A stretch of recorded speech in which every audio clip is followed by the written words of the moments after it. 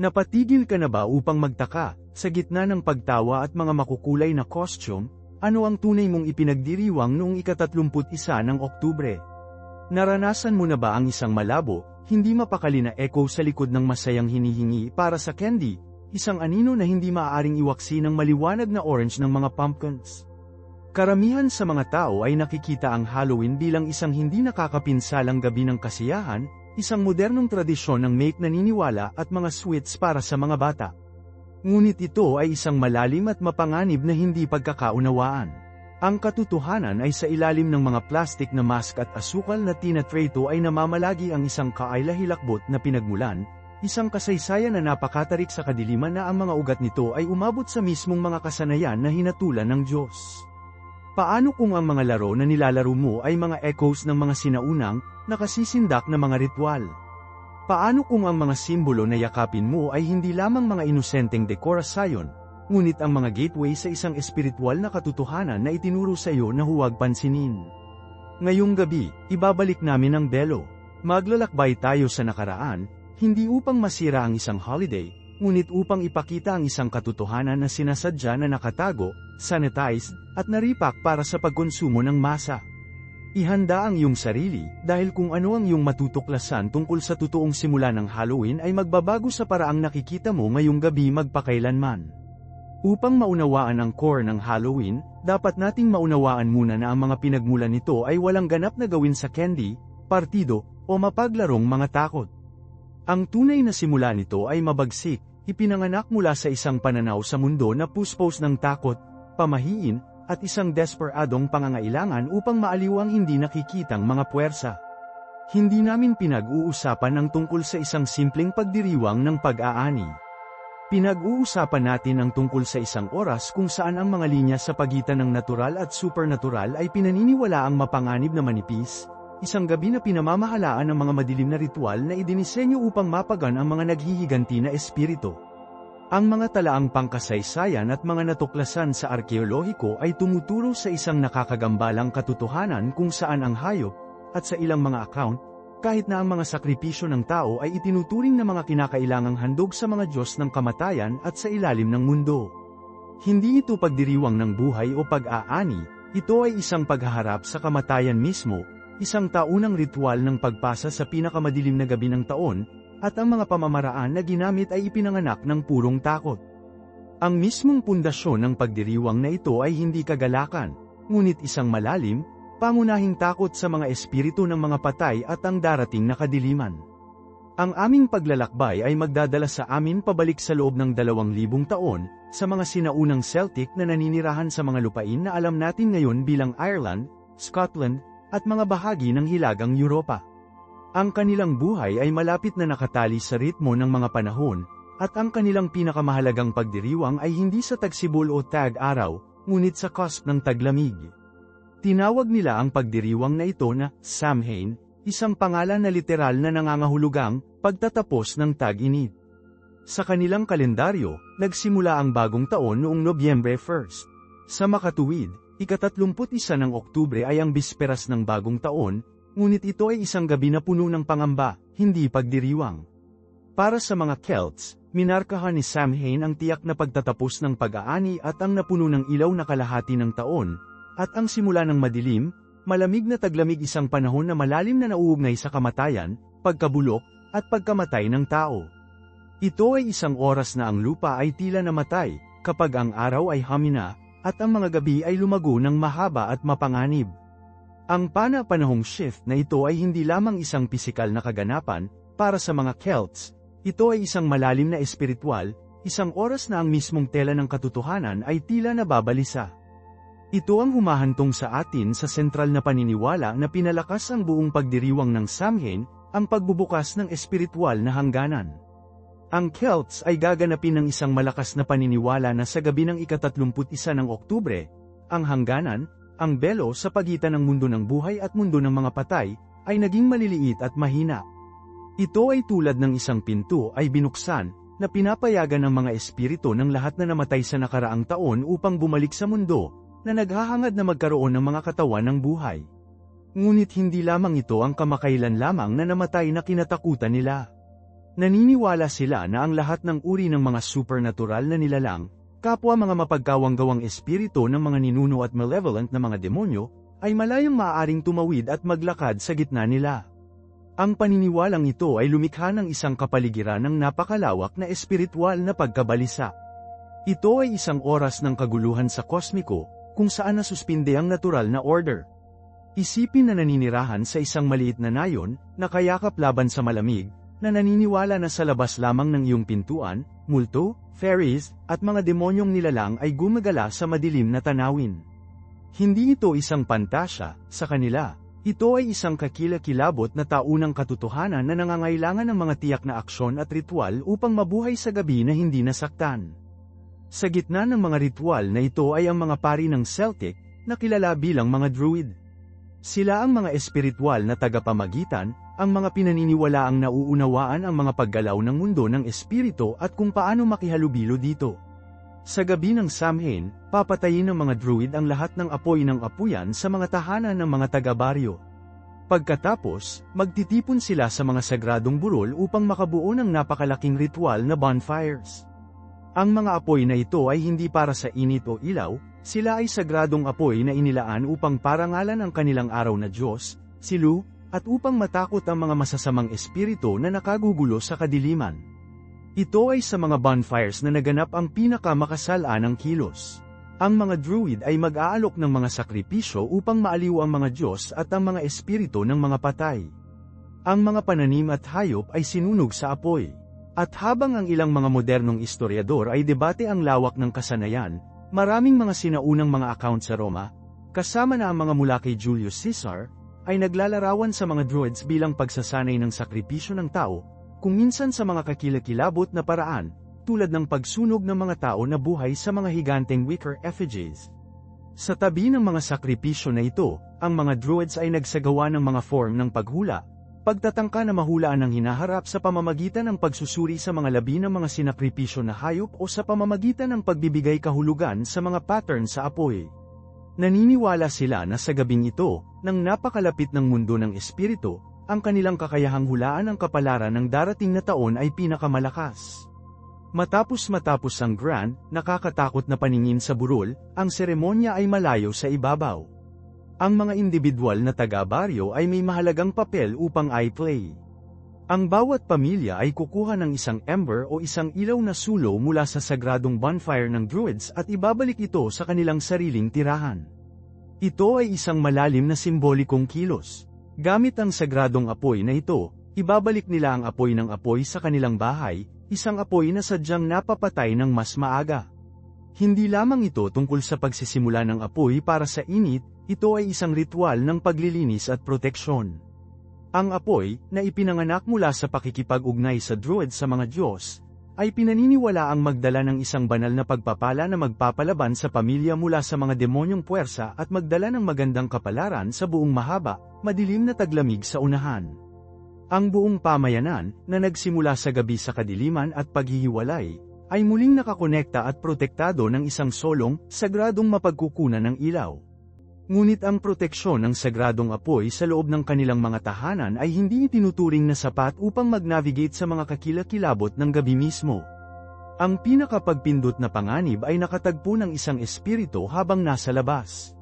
At sa gayon, ang mga Celts ay nakabuo ng isang diskarte ng espiritual na pagbabalat kayo.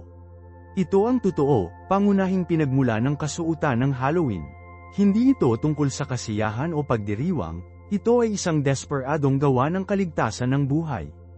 Upang lokohin ang mga malevolent na espiritu na gumagala sa mundo, ang mga tao ay magkakilala sa kanilang sarili. Magbibigay sila ng mga costume na gawa sa mga balat ng hayop at kahit na magsuot ng ulo ng mga pinatay na hayop bilang mga maskara. Ang layunin ay dalawang beses. Una, sa pamamagitan ng paglitaw bilang isang kapwa-espiritu o isang nakamamanghang hayop, inaasahan nilang timpla sa supernatural na prosesyon at hindi mapapansin ng anumang nilalang na naghahanap ng isang host ng tao na magkaroon.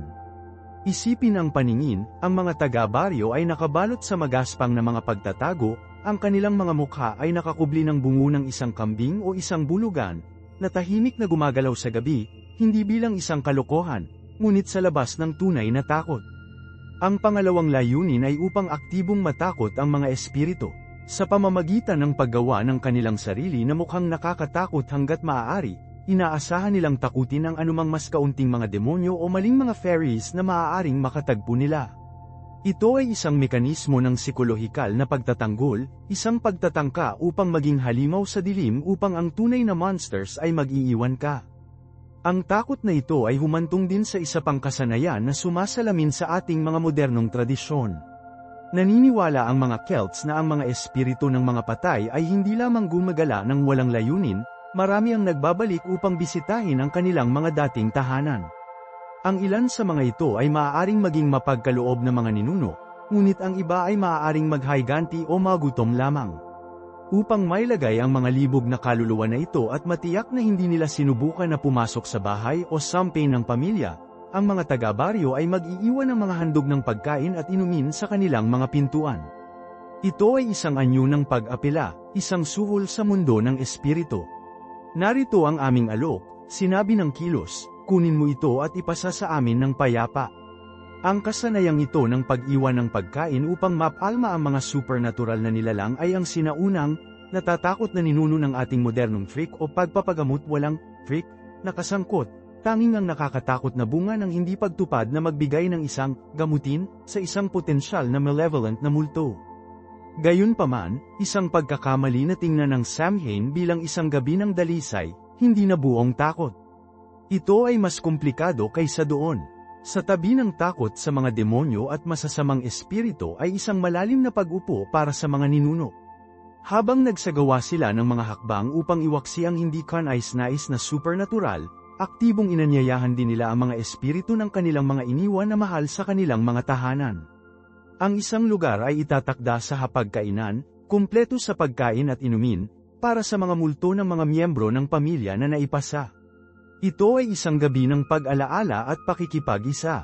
Naniniwala sila na ang kanilang mga ninuno, na tumatawid sa manipis na belo, ay maaaring mag-alok ng karunungan, proteksyon, at mga pagpapala para sa darating na taon.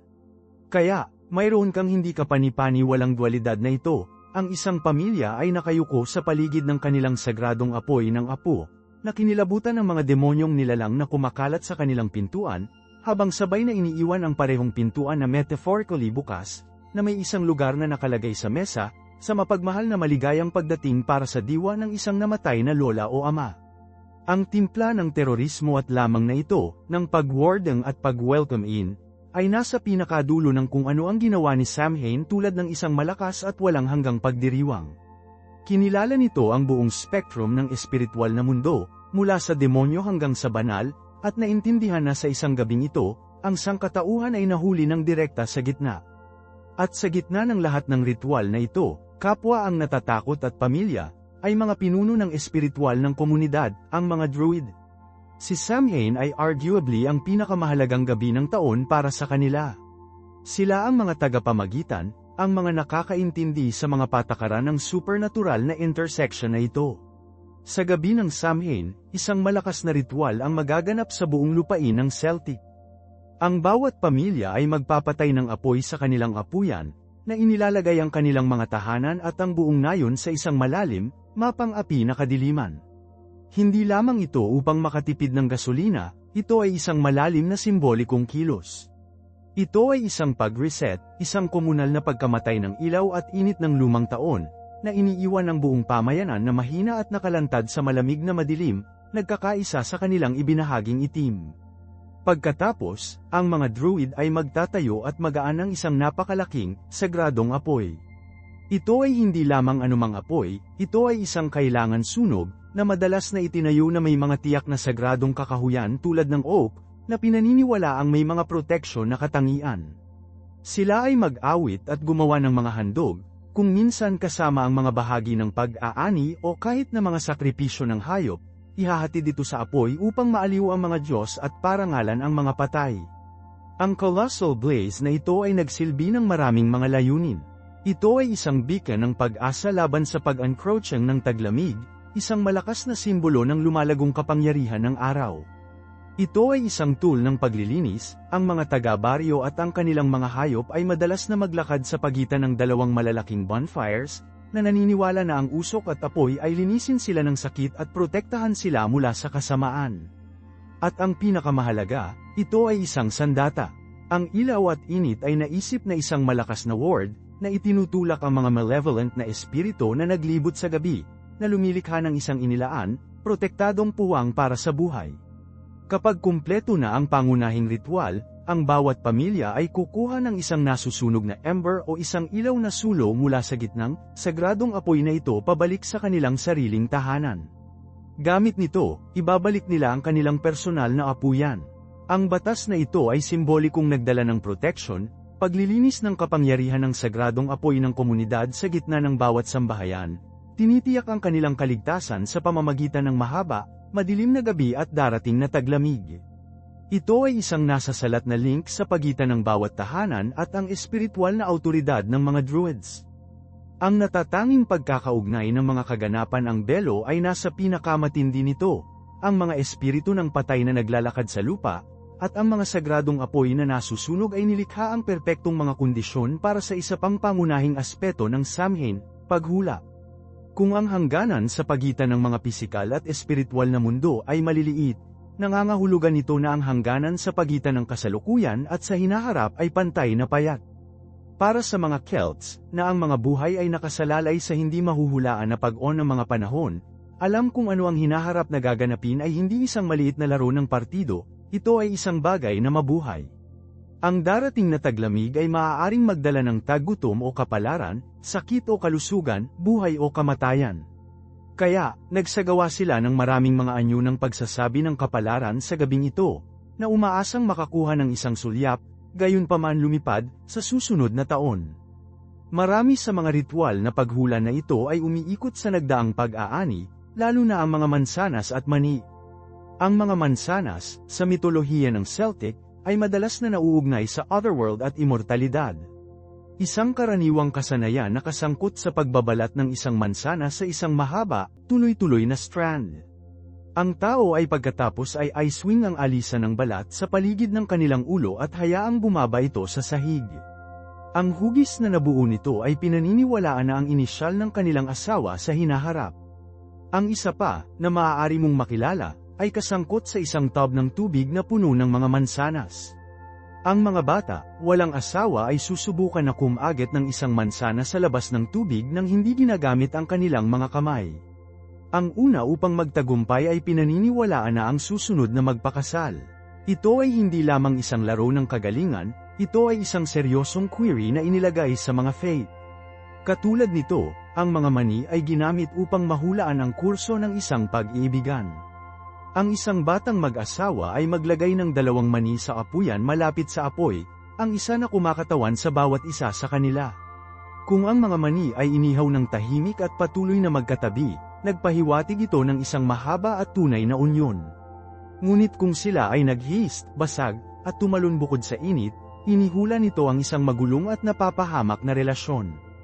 Isipin ang pag-igting sa silid, ang katahimikan na bantas lamang ng crackle ng apoy, habang pinapanood ng isang batang mag-asawa ang kanilang buong hinaharap na napagpasyahan ng pag-uugali ng isang pares ng mga litsyon na hazelnuts.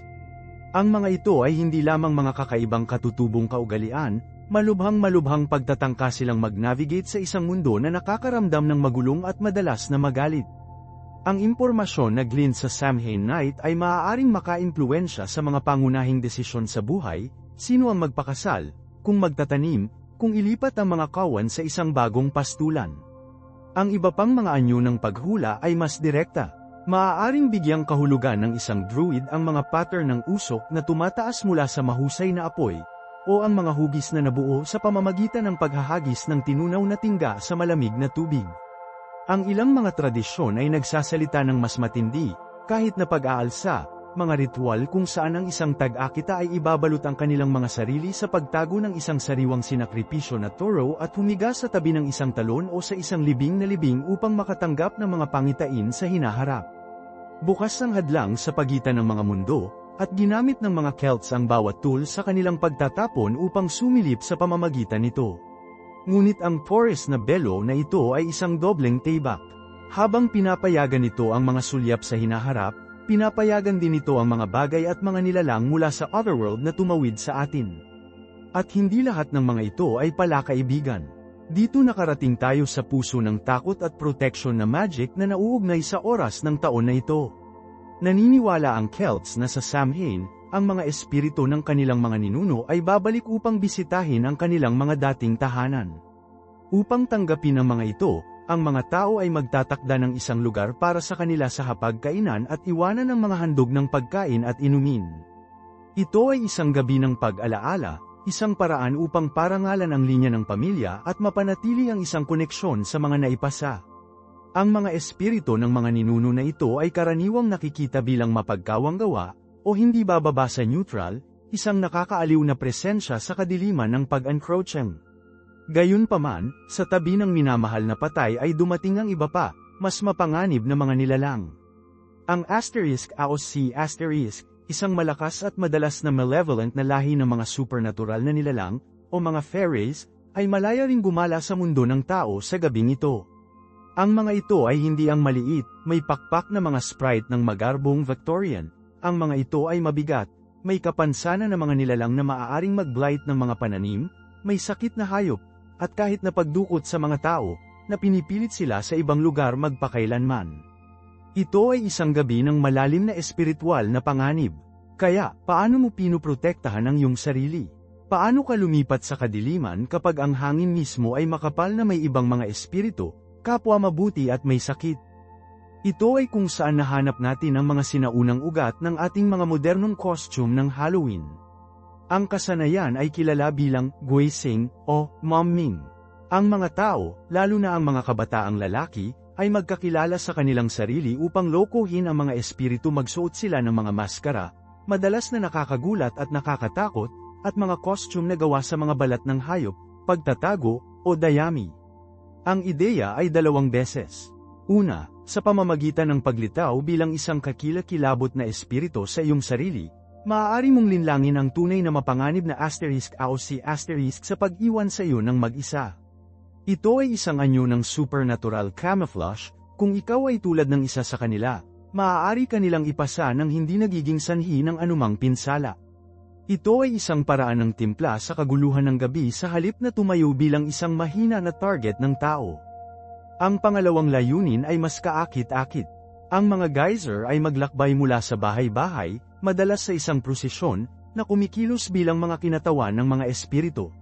Magbabalik sila ng mga taludtod, kumanta ng mga kanta, o magsagawa ng maliit na pag-play kapalit ng pagkain. Hindi lamang ito nagmamakaawa, ito ay isang sagradong tungkulin. Ang pagkain na kanilang nakolekta ay isang alok na ibinigay sa ngalan ng sambahayan sa mga espiritu ng gabi. Tinitiyak ang magandang kapalaran at proteksyon ng pamilya. Sa pamamagitan ng pagbibigay ng isang gamutin, isang cake ng kaluluwa, isang piraso ng prutas, isang bahagi ng pista ng pag-aani, isang sambahayan ay mahalagang nagbabayad ng parangal sa ibang mga kapangyarihan, na inilalagay ang mga ito at tinitiyak na mapapasaya sila ng mapayapa. Ang gawaing ito ng pagbabahagi ng malaking halaga ng komunidad sa hindi nakikitang mundo ay isang kritikal na bahagi ng pagpapanatili ng balanse. At kung ang isang sambahayan ay tumanggi na magbigay ng alay, bueno, iyon ay kung saan ang freak ay pumapasok. Ang anumang kasawian na naganap na ang kuripot na sambahayan sa mga darating na araw, isang bakod na napunit, isang baka ang nawala, isang tool na misteryosong nasira ay masisisi sa mga nakakasakit na espiritu. Ang mga Guisers ay hindi nagbabanta upang may sigawa ang kamalian sa kanilang sarili, binalaan lamang nila ang sambahayan ng mga kahihinatnan ng kawalang galang sa mga makapangyarihang puwersa na naganap sa isang gabi ng taon. Kaya nakikita mo, ito ay isang malaking sigaw mula sa isang bata sa isang superhero costume na humihiling ng candy. Ito ay isang nakamamatay na malubhang ritual, isang negosasyon sa kaguluhan. Ang mga costume mismo ay malalim na sinasagisag. Kapag ang isang binata ay nag-donate ng bungo ng kabayo o balot ang kanyang sarili sa pagtago ng isang sariwang pinatay na toro, hindi lamang siya naglalaro ng dress-up. Nakikibahagi siya sa isang anyo ng pagbabagong anyo ng shamanic. Para sa isang gabing yon, tumigil siya sa kanyang sarili, na naging isang sagisag ng otherworld, isang sisidlan para sa espiritu ng hayop o ninuno na inilalarawan niya. Mahalaga ang hindi pagkakilala na ito. Sa likod ng maskara, natunaw ang mga hierarchies sa lipunan. Ang anak na lalaki ng isang pinuno at anak ng isang magsasaka ay katumbas, na parehong nagbigay ng hindi nagpapakilalang at liminal, naglalakad sa threshold sa pagitan ng nayon at walang bisa. Ang kanilang mga costume, na madalas na nagtipon mula sa mismong mga elemento ng pag-aani at ang pangangaso ay pinagtagpi sa mga napakalaking hugis, mga gourd na guwang at inukit na may mga nakamamanghang mukha. Ang mga buto at balat ng mga hayop ay isang direktang link sa mga siklo ng buhay at kamatayan na tinukoy ang kanilang pag-iral. Nakasuot sila ng mismong kakanyahan ng panahon. At sa gitna ng lahat ng aktibidad na ito, na nagliliyab laban sa pag-encroaching ng kadiliman ng bagong taon, ay ang mga bonfires. Si Samhain ay, higit sa lahat, isang pagdiriwang ng sunog. Ang lahat ng mga apoy sa apuyan sa mga tahanan ay mapapatay bago magsimula ang pagdiriwang. Ito ay isang simbolikong pagkamatay ng lumang taon. Pagkatapos, ang mga pari ng druid ay magaan ng isang mahusay, sagradong bonfire sa isang burol, gamit ang alitan upang lumikha ng isang kailangan sunog, isang dalisay na siga na hindi tinutukoy ng mga kamay ng tao. Ang apoy na ito ay isang beacon ng pag-asa, isang mapagkukunan ng paglilinis, at isang malakas na ward laban sa mga malevolent na espiritu. Mula sa gitnang bonfire na ito, ang bawat pamilya ay kukuha ng isang ember o isang ilaw na sulong upang maibalik ang kanilang sariling apuyan. Ang nag-iisang kilos na ito ay nakakonekta sa buong pamayanan, na nag-uugnay sa bawat tahanan sa sagradong sentro at tinitiyak na ang proteksyon na mahika ng apoy ng komunidad ay tatagal sa kanila sa mahaba, madilim na buwan ng taglamig. Ngayon, isipin ang aming mga Goisers sa kontekstong ito. Hindi lamang sila lumitaw sa kadiliman. Ang kanilang prosesyon ay madalas na nagsimula sa Great Bonfire. Magsasayaw sila sa paligid ng apoy, ang kanilang nakakagulat na mga costume na kumikislap sa apoy, ang kanilang mga chants at kanta ay tumataas sa usok. Sila ay, sa isang kahulugan, na inilaan ng apoy bago nila sinimulan ang kanilang paglalakbay sa nayon. Kapag naglalakbay sila mula sa bahay-bahay, hindi lamang sila humihingi ng mga handog, dinadala nila ang diwa ng sagradong apoy na kasama nila. Sila ay isang gumagalaw na ward, isang prosesyon ng kinokontrol na kaguluhan na sumubok sa kahandaan ng komunidad para sa taglamig. Ang kanilang pagdating sa isang pintuan ng pintuan ay isang pagsubok ng mabuting pakikitungo at pananampalataya.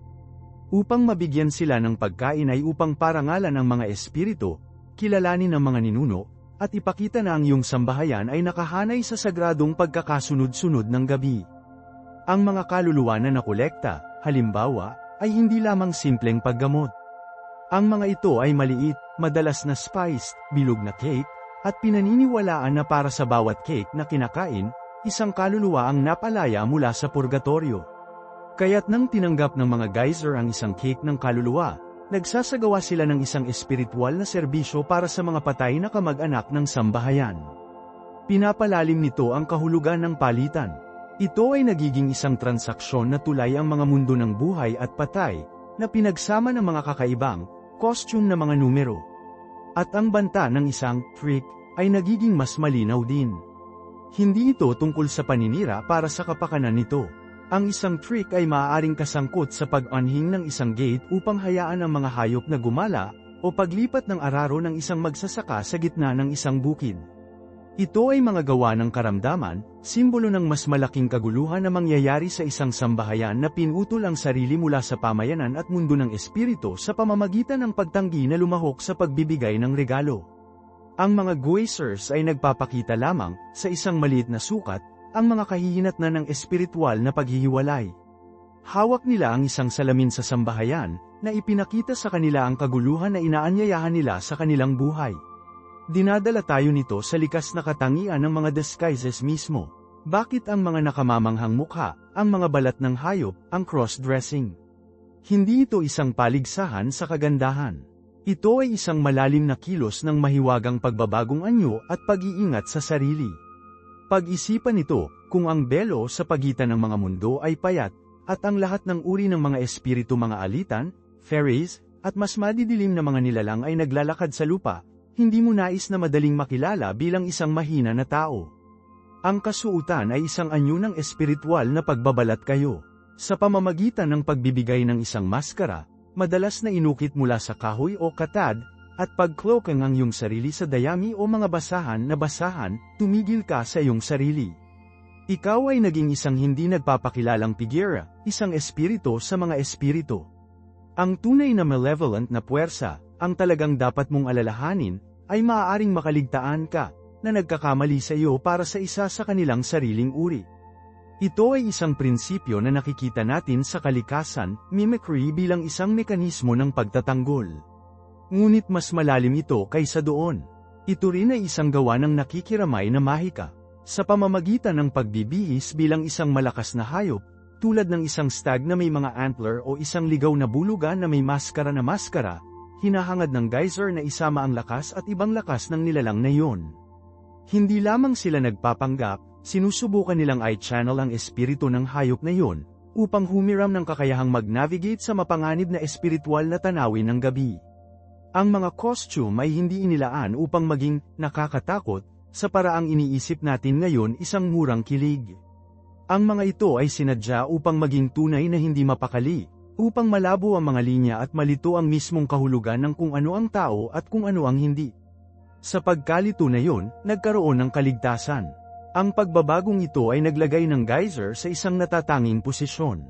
Sila ay naging isang liminal na figura, nakabilang sa nayon o sa mundo ng espiritu, ngunit naglalakad sa hangganan sa pagitan nila. Mahalaga ito, dahil umiiral sila sa nasa pagitan ng estado na ito, maaari silang kumilos bilang mga tagapamagitan. Maaari silang ligtas na lapitan ang mga tahanan ng buhay sa ngalan ng mga espiritu, at maaari silang magdala ng mga mensahe at pagpapala mula sa buhay pabalik sa kaharian ng mga ninuno. Ang kanilang paglalakbay sa nayon ay isang pisikal na pagpapakita ng espiritual na katotohanan ng gabi. Sila ang nabubuhay na sagisag ng manipis na belo, paglalakad, paghinga ng mga paradox na gumawa ng abstract na konsepto ng Samhain na nasa salat at agarang para sa lahat. At hindi sila isang tahimik na prosesyon. Ang modernong imahe ng isang tahimik, nakakatakot na gabi ng Halloween ay mas maraming pag-imbento. Ang pag-unlad ng geysers ay sinamahan ng napakalaking dami ng ingay. Dadalhin nila ang mga rattle na gawa sa mga gourd na puno ng mga pinatuyong beans, maaari silang magbang mga kaldero at kawali, at makikisali sila ng malakas, maindayog na pag-awit o pag-awit ng mga tiyak na kanta na nilalayon upang iwaksi ang kasamaan. Hindi lamang ito ingay ng pagdiriwang, ito ay isang sandata. Ito ay pinaniniwalaan na ang mga masasamang espiritu ay tinanggihan ng malakas, hindi pagkakaunawaan na tunog at sa pamamagitan ng masayang, buhay na nagpapatunay na enerhiya ng musika. Kaya ang cacophony na sumunod sa mga geysers ay isang proteksyon na kalasag ng tunog, isang auditory bonfire na naglinis ng landas sa harap nila at pinalayas ang mga impluwensya ng malevolent na malayo sa mga bahay na kanilang binisita. Ang kanilang pagdating sa isang pintuan ay hindi isang stealthy trip, ngunit isang mapang-akit, pag-uugnay sa pag-anunsyo na ang mga puwersa ng pamayanan at buhay ay nagtutulak pabalik laban sa pag-encroachang kadiliman. Ang mga handog na kanilang natanggap ay lumampas din sa mga cake ng kaluluwa. Habang ang mga ito ay sentro sa espiritual na transaksyon kasama ang mga patay, ang iba pang mga regalo ay kinilala ang iba't ibang mga aspeto ng panahon. Ang mga mansanas ay isang pangkaraniwang alay, at para sa mga Celts, ang mansanas ay isang sagradong prutas, isang simbolo ng kawalang kamatayan at isang susi sa otherworld.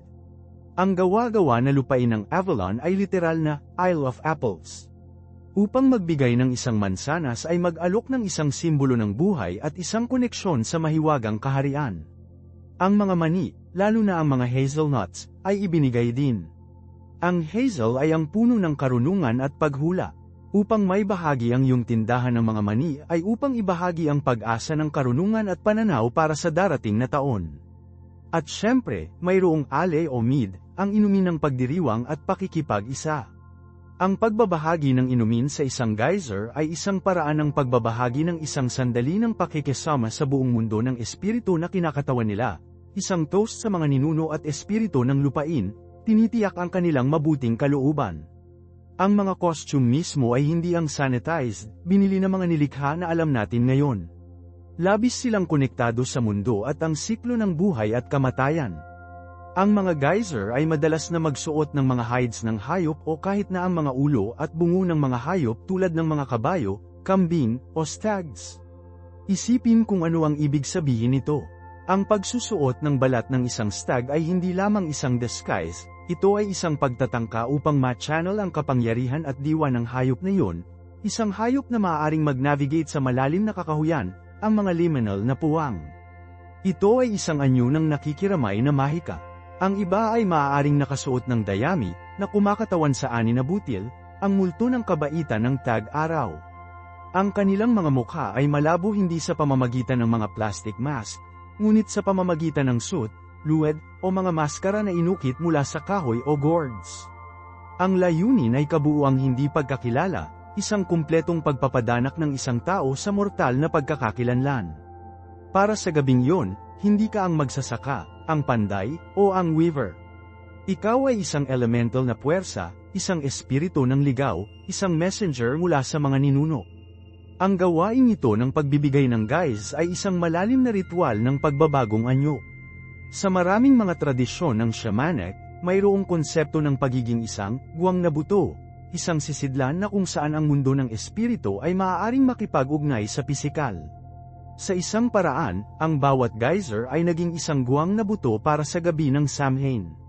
Sa pamamagitan ng pagsuko ng kanilang pagkakakilanlan, gumawa sila ng puwang para sa ibang bagay na pumasok.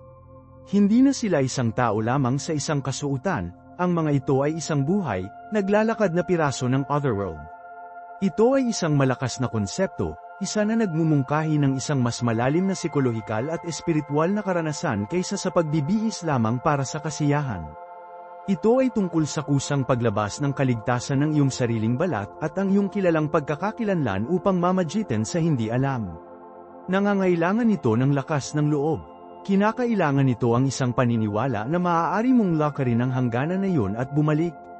At ito ay kung saan nahanap natin ang mga sinaunang, kusang mga ugat ng trick or treat. Ang mga espiritu ni Samhain, tulad ng mga Diyos ng Celtic mismo, ay hindi likas na mabuti o masama. Ang mga ito ay mga puwersa ng kalikasan, at ang kalikasan ay maaaring maging kapwa masagana at mapanirang. Ang mga Guisers, na naglalagay ng mga espiritu na ito, ay nagdala ng parehong dualidad. Kung ang isang sambahayan ay mapagbigay at malugod, nag-aalok ng pagkain, inumin, at paggalang, ang mga geyser ay magbibigay ng isang pagpapala bilang kapalit. Maaari silang magbigkas ng isang tula na nagnanais ng magandang kapalaran sa pamilya at ang kanilang mga hayop para sa darating na taglamig. Ngunit kung ang isang sambahayan ay tumanggi na lumahok, kung hadlangan nila ang kanilang pintuan at wala nang inalok, nakita silang sinira ang isang sagradong kontrata sa lipunan at espiritual. Inaalis nila ang kanilang mga mapagkukunan at hindi iginagalang ang mga espiritu sa pinakamahalagang oras ng taon. Bilang tugon, ang mga Guisers ay maaaring magsagawa ng isang trick o isang gawa ng kalokohan. Hindi ito nakakahamak na paninira. Hindi mo mahahanap ang mga ito na nasusunog ng isang kamalig. Sa halip, ang mga trick ay makasagisag at magulong. Maaari nilang i-unlatch ang isang gate upang hayaan ang mga hayop na gumala, o ilipat ang cart ng isang magsasaka sa tuktok ng isang haystack, o kumatok sa mga pintuan at bintana at pagkatapos ay mawala. Ang mga gawa na ito ay sinadya upang maging nakakagambala, upang ipakilala ang isang maliit, pansamantalang dosis ng kaguluhan ng ibang mundo sa maayos na mundo ng tao. Ito ay isang ritual na babala, isang paalala na ang kapalaran ay malabo at na ang mabuting kalooban ng mga espiritu at ang pamayanan ay dapat na ipagkaloob. Pinatibay nito ang ideya na ang bawat isa ay may papel na gampanan sa pagpapanatili ng balanse. Ang kasaganaan ay isang ibinahaging responsibilidad, at ang hindi pagtupad na ibahagi ang iyong mabuting kapalaran ay maaaring mag-imbita ng kasawian. Bukod dito, ang palitan ay hindi kailanman isang panig. Inaasahang kumita ang mga geyser. Sila ay mga performer. Pagdating sa isang pintuan, hihilingin silang kumanta ng isang kanta, maglaro ng isang tono sa isang simpleng plauta o sipol, o magbigkas ng isang tradisyonal na taludtod. Ito ay isang mahalagang elemento na halos nawala. Hindi ito isang kahilingan para sa isang handout, ito ay isang transaksyon. Ang sambahayan ay nagbigay ng isang pisikal na alay ang cake ng kaluluwa, mansanas, ang alay at bilang kapalit, ang mga geyser ay nagbigay ng isang espiritual at masining. Dinala nila ang regalo ng musika, tula, at pagpapala ng direkta sa apuyan. Ang pagganap na ito ay bahagi ng mahika, isang pagbubuhos ng buhay na sining at sagradong taludtod sa bahay na nagsilbi upang palakasin ang mga espiritual na panlaban at kumpirmahin ang koneksyon nito sa pamayanan at mga tradisyon na pinagsama ito. Ito ay naging buong gabi sa isang nakasisilaw, interactive na paglalaro ng katutubong, kasama ang buong nayon bilang entablado at bawat residente ng isang artista.